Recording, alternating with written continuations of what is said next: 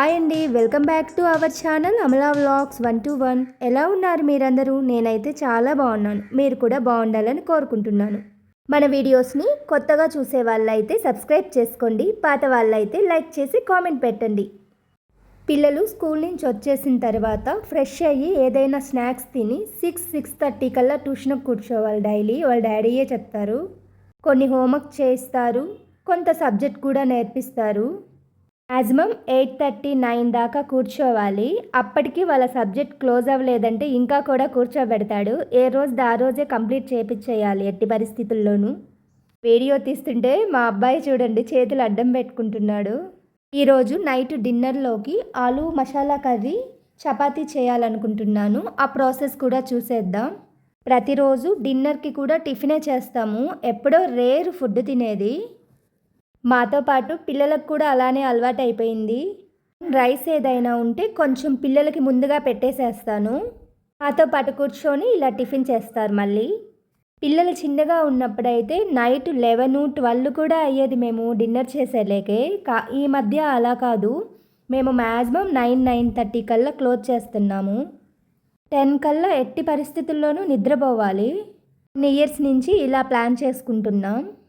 ఎర్లీగా నిద్రపోవడం, ఎర్లీగా నిద్ర లెగవడం హెల్త్కి మంచిది కదా. ఈ మధ్య మ్యాక్సిమం అలానే ప్రయత్నిస్తున్నాము. ఇంకెప్పుడో ఒక రోజు కుదిరిన రోజు మాత్రమే అలా అవుతుంది, కానీ మ్యాక్సిమం ఇదే రొటీన్ ఫాలో అవుతున్నాం. మాకు తెలియకుండానే ఈ మధ్య ఎక్కువ హెల్త్ కాన్షియస్ పెరిగిపోయింది. కర్రీ విషయానికి వస్తే పోపు పెట్టాను కదా, పోపు పెట్టి ఆనియన్స్ వేసి బాగా వేయించాలి. అవి వేయించిన తర్వాత కట్ చేసి పెట్టుకున్న ఆలు కూడా వేసి వేయించాలి. దాంట్లో పచ్చిమిర్చి, కరివేపాకు, పోపు దినుసులు. ప్రతి మసాలా కర్రీలోనూ చాలామంది ఆవాలు వేయరు కదా, అంటే పోపు వేయరు కదా. నేను వేయటానికే ట్రై చేస్తాను, ఎందుకంటే ఆవ నూనె తగిలితే టేస్ట్ బాగుంటుంది. ఆవాలు వేగినప్పుడు దాంట్లో నుంచి ఆయిల్ రిలీజ్ అయ్యిద్ది కదా, ఆ ఫ్లేవరు. చపాతీలోకి గ్రేవీ అంటే నేను ఎక్కువగా పేస్టే చేసి వేస్తాను. టమాటాలు, ఆలు, ఆనియన్ అన్నీ పేస్ట్ చేసి వేస్తాను. పచ్చి ఆలు వేయను, కొంచెం లైట్గా బాయిల్ చేసిన ఆలు మాత్రమే వేస్తాను. అప్పుడే బాగుండిద్ది గ్రేవీ. అల్లం, వెల్లుల్లి, కొబ్బరితో పాటు కలిపేస్తాను. స్పైసెస్ తిరగమాతలోనే వేసేస్తాను నేను. ఇంకా కొంచెం పసుపు వేసుకొని వేగించిన తర్వాత ఈ పేస్ట్ దాంట్లో వేసి కలదిప్పుకోవటమే. పసుపుతో పాటు కారం, ఉప్పు కూడా యాడ్ చేయాలి. ధనియాల పొడులు అవి వేసి పెట్టుకుంటాను కాబట్టి నేను ఈ మసాలాతో పాటు ఏం గ్రైండ్ చేయలేదు. అన్నీ పోసి కలదిప్పుకొని తగినన్ని వాటర్ పోసుకొని బాయిల్ చేయటమే ఒక 10 మినిట్స్. ఈ గ్రేవీలో మనం ఇంకేదైనా దినుసులు కావాలంటే బాయిల్ చేసుకొని యాడ్ చేసుకోవచ్చు. ఉలవలు కానీ, శనగలు కానీ, పన్నీర్ కానీ ఏదైనా. నేను జస్ట్ ఆలూతోనే చేస్తున్నాను. దేనికైనా సేమ్ గ్రేవీ. గ్రేవీలో మనం అనుకున్నది యాడ్ చేసేయటమే. మనం ఏదనుకుంటే అది యాడ్ చేసేయటమే. దీనిలో కొంచెం కాజు పేస్టు, కొంచెం పెరుగు వేసినా కానీ ఎక్సలెంట్గా ఉంటుంది. ఫైనల్గా కొంచెం కసూరి మేతి, కొత్తిమీర వేసి కలదిప్పుకోవటమే. ఇలాంటి చపాతీ గ్రేవీలకి కసూరి మేతి వేస్తే చాలా ఫ్లేవర్ భలే ఉంటుంది. మన మెంతుకూర వాడతాం కదా కూరల్లోకి, అది ఎండబెట్టి వాడుకోవటమే.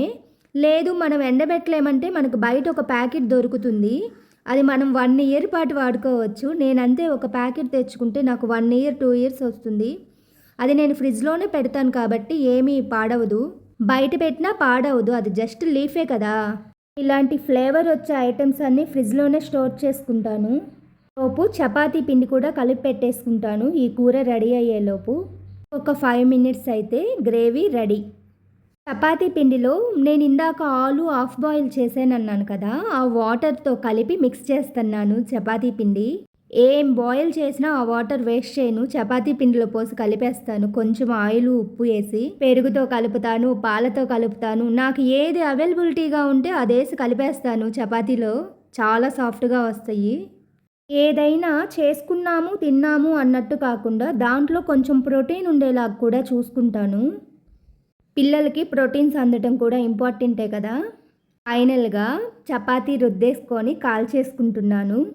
మా పిల్లలు తలా ఒక్కో చపాతీ గీలో కూడా కాల్చమంటారు. మళ్ళీ అన్నీ కాల్పించుకోరు, గీతో ఒక్కొక్కటే కాల్పించుకుంటారు. ఒక్కో టేస్ట్గా తింటారనమాట. ఏమైనా మసాలా కర్రీలు నేను చాలా బాగానే చేస్తాను. వెజ్ కూడా బాగానే చేస్తానులే. ఫైనల్గా వాళ్ళు హ్యాపీగా తినడమే నాకు కావాలి. వాళ్ళు మాత్రం ఏ వంక పెట్టకుండా హ్యాపీగా తినేస్తారు. ఒక్కొక్కరు వాళ్ళు ఎన్ని తింటారో మనకు కొంచెం ఐడియా ఉంటుంది కదా. అన్ని చపాతీలు కాల్చి పక్కన పెడతాను. ఇంకా మాకు ఎక్స్ట్రా కావాలి అంటే ఇంకా పెరుగన్నం పెడతానని చెప్తాను. కదిలాడకుండా ఈ చపాతీలు తిని ఆ పెరుగన్నం తిని గమ్ముగా అయిపోతారు. తిన్న తర్వాత నేను డిషెస్ క్లీన్ చేసుకునేలోపు వాళ్ళ ముగ్గురు కలిసి కొంచెం వాక్ చేస్తారు. నేను గబగబా డిషెస్ క్లీన్ చేసుకొని వచ్చి వాళ్ళతో కబుర్లాడతాను కాసేపు. ఇదే ఒంగోలులో ఉంటే ఇలా రాత్రిపూట తిన్న తర్వాత వాకింగ్ చేసినట్టు మా అమ్మ వాళ్ళ ఇంటి దాకా వెళ్ళేసి వచ్చేవాళ్ళమి. ఇక్కడ అలా ఏం వెళ్ళలేం కాబట్టి మ్యాక్సిమం మా లైఫ్ రొటీన్ ఇలానే గడిచిపోతుంది. ముండే ఇంటికి మా అమ్మ వాళ్ళ ఇంటికి 1 కిలోమీటర్ డిస్టెన్స్ ఉంటుంది. మేము ప్రతిరోజు మ్యాక్సిమం రోజు వెళ్తాం, లేదంటే రోజు మార్చి రోజైనా అలా వెళ్ళి ఒక అరగంట గంట కబుర్లు చెప్పుకొని రాత్రిపూట వాళ్ళు కూడా నిద్రపోయే టైం అవుతుంది కదా వచ్చేస్తాం. అమ్మ మనమల్ని చూడాలని సతాయిస్తుంది, అందుకే రెగ్యులర్గా వెళ్ళి చూసొస్తాం ఆమెని.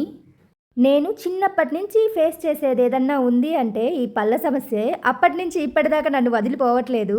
అప్పటికి 2-3 పీకిచ్చేసాను, అయినా చల్లటి నీళ్ళు తాగామంటే ఇంక అంతే సంగతులు. మా డిన్నర్ అయిపోయాక కాసేపు ఇలా పిల్లలతో ఆడుకుంటాను. ఇంక తెగదనమాట నిద్రపోయిందాకా. మన వీడియోని స్కిప్ చేయకుండా చివరి దాకా చూడండి. మన ఛానల్ని సబ్స్క్రైబ్ చేసుకోండి, లైక్ చేయండి, షేర్ చేయండి, కామెంట్ పెట్టండి. బాయ్.